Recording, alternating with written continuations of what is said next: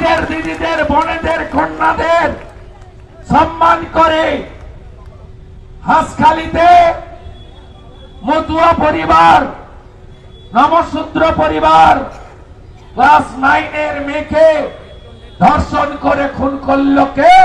তৃণমূলের পঞ্চায়েতের উপপ্রধানের বেটা আবার কি?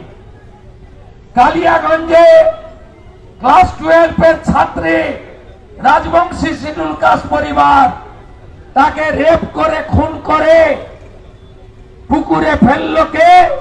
তৃণমূলের অঞ্চল সভাপতির ছেলে জাভেদ আবারকে।